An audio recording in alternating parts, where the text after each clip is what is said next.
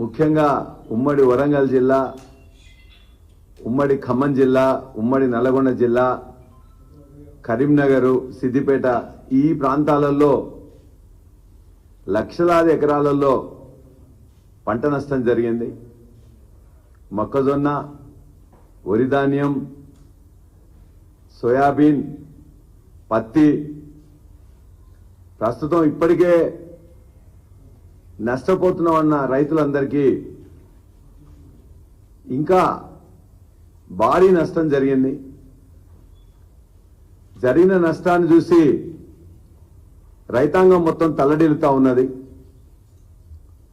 పశువులు చనిపోయినాయి, గొర్రెలు మేకలు చనిపోయినాయి.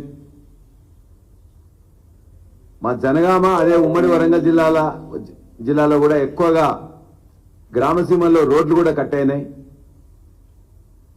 ఇంత నష్టం జరిగినా ప్రభుత్వ యంత్రాంగం అనేది చీమ కొట్టినట్లు లేదు. ముఖ్యమంత్రి గారు కానీ, మంత్రులు కానీ, ఇన్ఛార్జ్ మినిస్టర్ కానీ, ప్రత్యేక అధికారుల జాడే లేదు. అసలు ఇవన్నీ జరుగుతున్నాయని కూడా వాళ్ళకి తెలుసా తెలియదు అనేది మనకు అర్థం కావట్లేదు.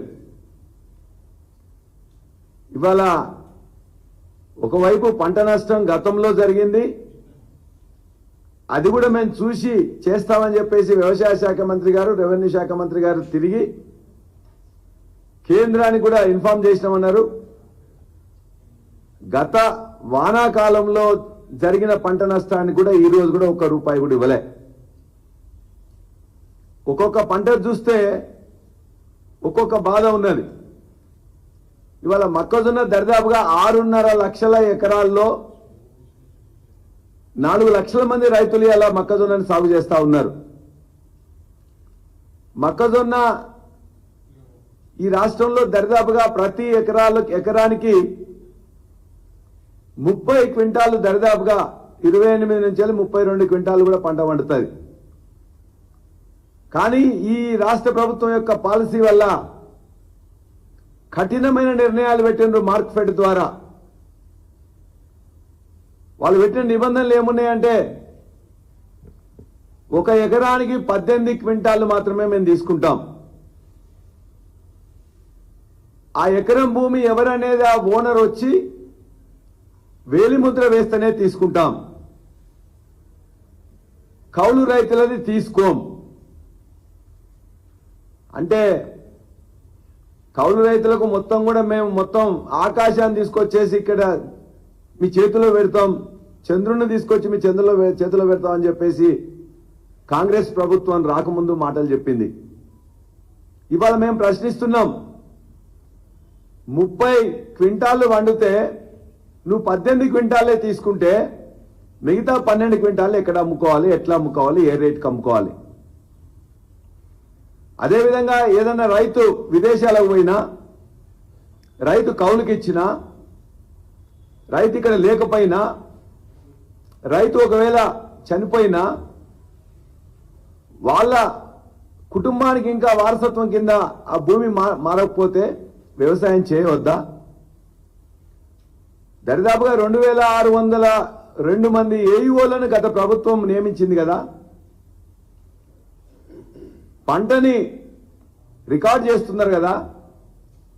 ఏ సర్వే నెంబర్లో ఏ రైతు పంట వస్తుందో మీకు తెలుసు. ఎందుకు వేలిముద్రలు కావాలి? ఎందుకు రైతుల్ని ఈ విధంగా అవస్థ పెడుతున్నారు? రైతు కౌలుకి ఇవ్వద్దని చెప్పేసి మీరేమన్నా రాసి పెట్టినరా? ఈ విధంగా మొక్కజొన్న రైతుల ఉసురు తీసుకుంటున్నారు. ఆ మొక్కజొన్న రైతుల గురించి మొన్ననే ఒక పత్రిక ఈ యొక్క మొక్కజొన్న మీద ఈ ప్రభుత్వాన్ని ఒక తిక్క పాలసీ అని చెప్పేసి కూడా, మక్క తిక్క అని చెప్పేసి మీ పత్రికలే రాసినాయి, వేరే పత్రికలు కాదు. ఇలా ప్రభుత్వానికి బాకా ఊరే పత్రికలే ఇక మక్క తిక్క అని చెప్పి రాసినాయి. అంటే ఇవాళ 2400 ఇవ్వాల్సిన మొక్కజొన్నకి 1700-1800 రావట్లేదు. కాబట్టి ఇవాళ దరిదాపుగా మొక్కజొన్న రైతులు మళ్ళా నిన్న కూడా వర్షంలో చాలా నష్టపోయిండ్రు. కాబట్టి మొక్కజొన్నను ఎకరానికి ఎంత పండితే అంత ఖచ్చితంగా తీసుకోవాలి, 28 క్వింటాలు కానీ 30 క్వింటాలు తీసుకోవాలని చెప్పేసి మేము కోరుతున్నాం. అదేవిధంగా మొక్కజొన్న రైతులకు ఏదైతే వేలిముద్ర కావాలన్నారో వేలిముద్రలు కాకుండా మీరు కావాలంటే మీ ఏఈఓతో టెస్ట్ చేసుకొని చెక్ చేసుకొని పండిన పంటను మొత్తాన్ని కూడా కొనుగోలు చేయాలని చెప్పేసి మేము డిమాండ్ చేస్తా ఉన్నాం. కౌలు రైతులకు వాళ్ళు కష్టపడి పండిస్తే మేము తీసుకోము, లేకపోతే ఆ యొక్క రైతును తీసుకురావాలని చెప్పేసి ఏదైతే మీరు చెప్తుందో కరెక్ట్ కాదు. కాబట్టి ఆ కౌలు రైతులు పండించిన మొక్కజొన్నను కూడా తప్పనిసరిగా కొనాలని చెప్పేసి మేము కోరుతా ఉన్నాం. అదేవిధంగా ఇప్పటిదాకా 11 లక్షల మెట్రిక్ టన్నులు మీరు కొంటామని చెప్పిండ్రు. ఈనాటికి 11,000 మెట్రిక్ టన్నులు కూడా 11,000 మెట్రిక్ టన్నులు కూడా ఇలా మీరు మొక్కజొన్న కొనలే. గత ప్రభుత్వంలో మొక్కజొన్నే కాదు, ఎర్రజొన్న కానీ, పచ్చజొన్న కానీ, తెల్లజొన్న కానీ ఎంఎస్పీ రేటు ఏది ఉంటే ఆ రేటుతోనే అవసరం ఉన్నా లేకున్నా కొని రైతులను ఆదుకున్నది గత 10 సంవత్సరాలుగా కేసీఆర్ గారి ప్రభుత్వం. మరి మీ ప్రభుత్వం మొక్కజొన్న కొనేది లేదు, మిగతా జొన్నలు కొనేది లేదు, కొన్నా కూడా మొత్తం కొనేది లేదు, దానికి కూడా ఎంఎస్పీ ఇచ్చేది లేదు. కాబట్టి ఖచ్చితంగా మొక్కజొన్న రైతులను ఆదుకోవాలని చెప్పేసి మేము కోరుతున్నాం. అదేవిధంగా ఈ యొక్క తుఫాన్ వల్ల నష్టపోయిన మొక్కజొన్న పంటను కూడా మీరు తప్పనిసరిగా తీసుకోవాలి. అదేవిధంగా సోయాబీన్ దరిదాపుగా 4 లక్షల ఎకరాల్లో సోయాబీన్ ఈ రాష్ట్రంలో పండిస్తారు. మీరు ఇప్పుడు ఏం చేసిండ్రు? తప్పనిసరిగా మేము 5,328 రూపాయలు ఉన్నది, దాన్ని ఖచ్చితంగా ఇస్తామన్నారు. కానీ ఇప్పటిదాకా మీరు 9 సెంటర్లు పెట్టిండ్రు, 1 కిలో సోయా కూడా ఇప్పటివరకు కొనలే. ఇవాళ వర్షం వల్ల కూడా అనేక మంది సోయా రైతులు నష్టపోయినరు. వాళ్ళకు 3,500 నుంచి 4,000 వస్తున్నాయి. ఆ సోయా రైతులను కూడా మేము కాపాడాలని చెప్పేసి కోరుతా ఉన్నాం. ఇక పత్తిదైతే చాలా పత్తి రైతుల యొక్క ఇబ్బందులు మీరు చెప్పడానికి చాలా కష్టంగా ఉన్నది.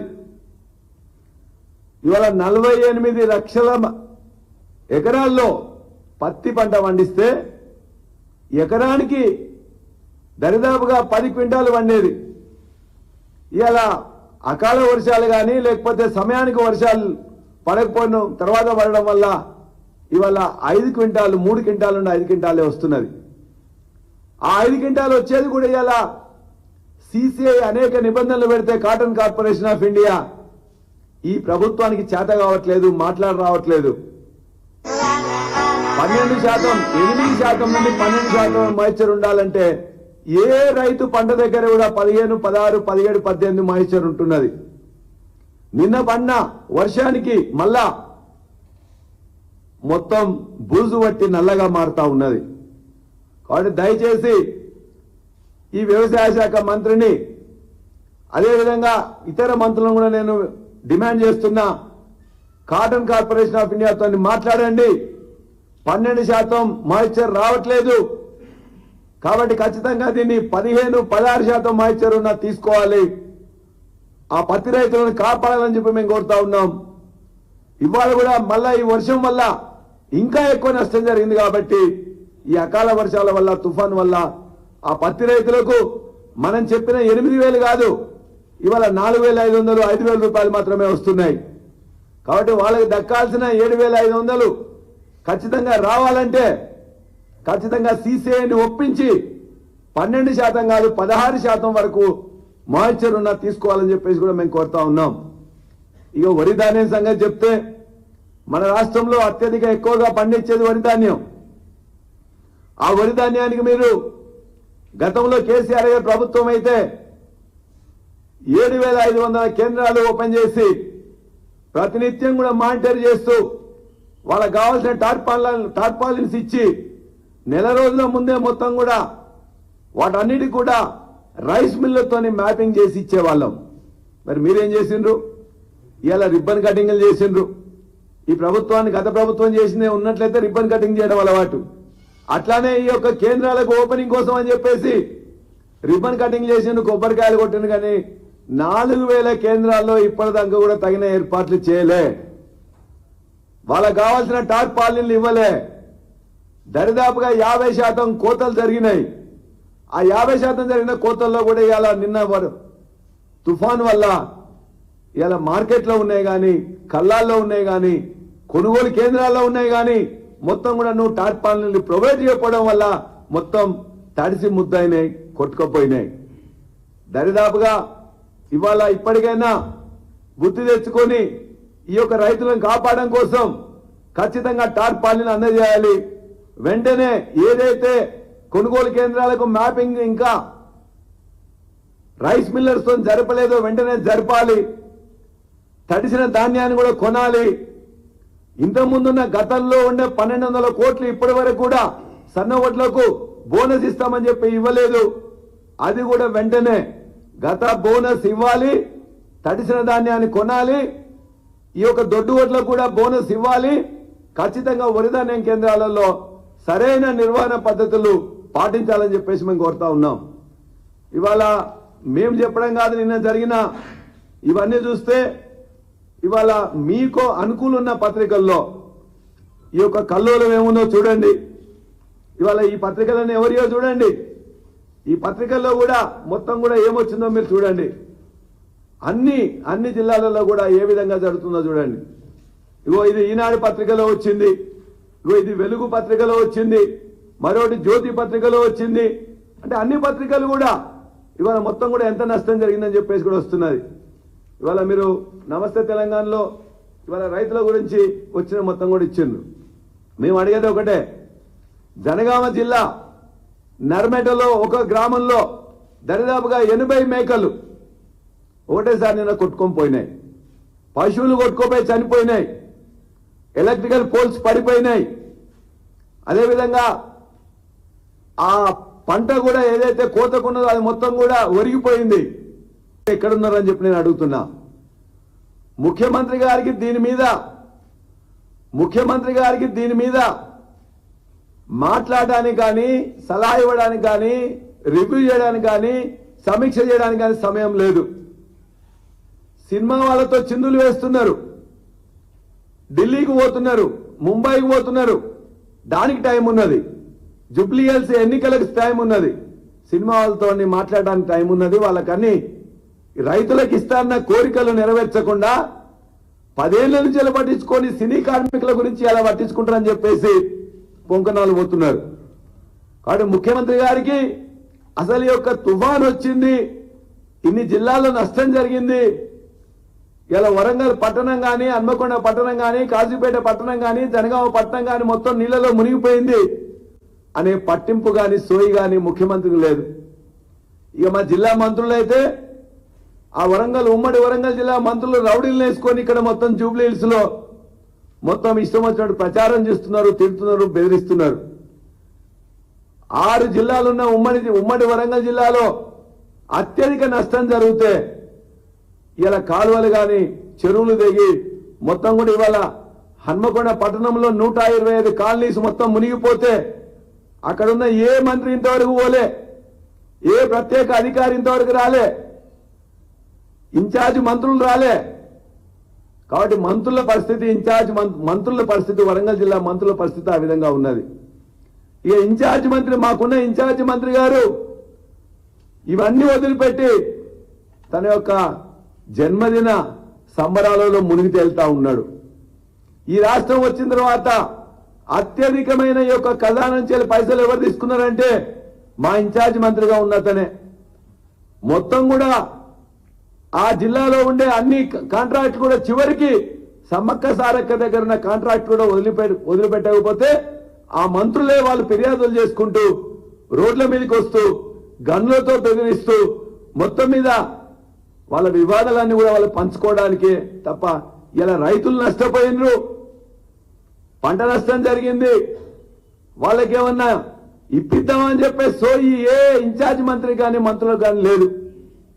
14 మంది మంత్రులు కూడా దాని గురించి మాట్లాడలేదు. ఇక్కడే మొత్తం కూడా జూబ్లీ హిల్స్ లోనే గల్లీ ఒకటి వంచుకొని ఇతరులను బెదిరించే దాంట్లో మొత్తం కూడా అందులోనే నిమగ్నమై ఉన్నారు. నిన్న నేను పేపర్లో చూసిన ఇలా పొద్దున్నే ఒక మంత్రి పోయి ఇంకో మంత్రిని అడుగుతా ఉన్నాడు, నువ్వేమన్నా ఇట్లా పంట నష్టం జరిగింది ఏమన్నా ఇప్పిస్తావా అని చెప్పి. ఈ మంత్రికి సంబంధం లేదు, ఆ మంత్రికి సంబంధం లేదు. ఏదైతే రెవెన్యూ మంత్రి, వ్యవసాయ శాఖ మంత్రి దాని గురించి మాట్లాడారు. నష్టపోయిన ఇన్ఛార్జ్ జిల్లాల యొక్క ఇన్ఛార్జ్ మంత్రులు దాని గురించి మాట్లాడారు, ఆ జిల్లా మంత్రులు మాట్లాడారు. కానీ సంబంధం లేని ఒక మంత్రి ఇంకో మంత్రితో అడుగుతా ఉన్నాడు. నేను కుట్టినట్టు చేసి నేను వేసినట్టు చేస్తా అనే విధంగా ఈ మంత్రుల పద్ధతి ఉన్నది.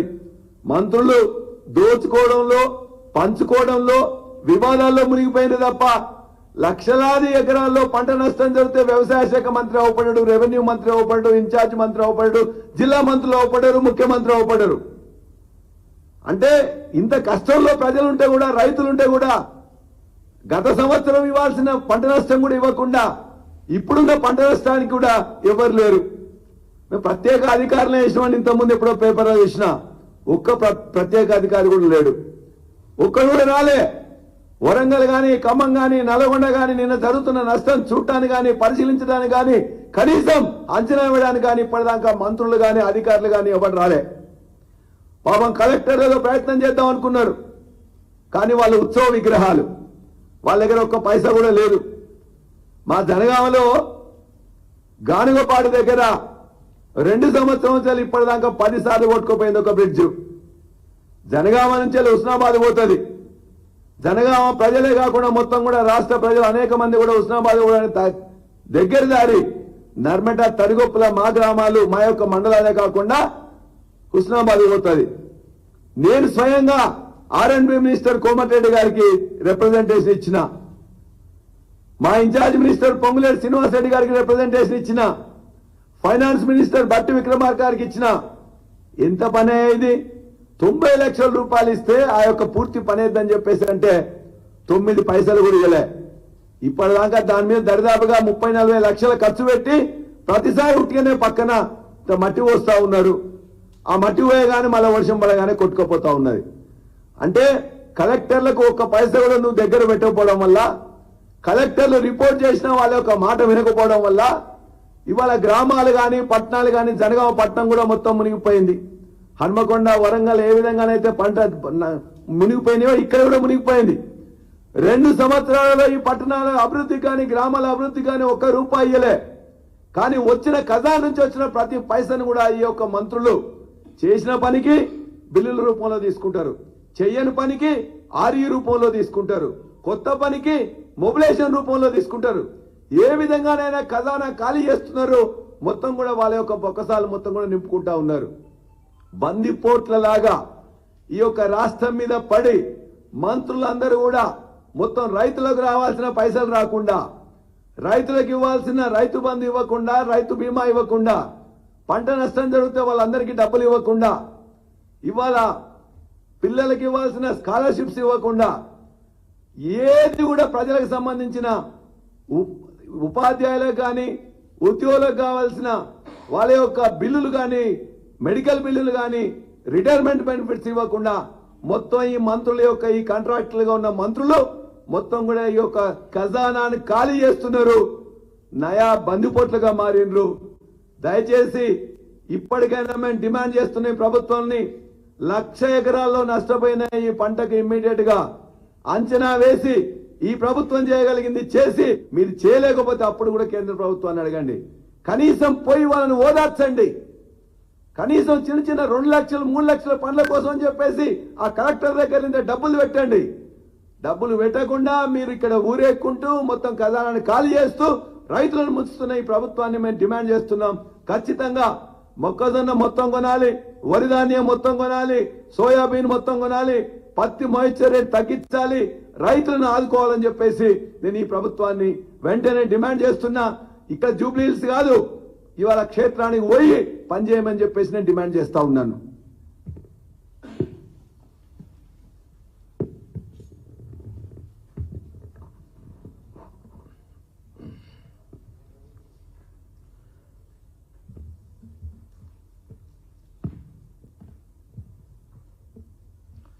మీడియా మిత్రులకు నమస్కారం.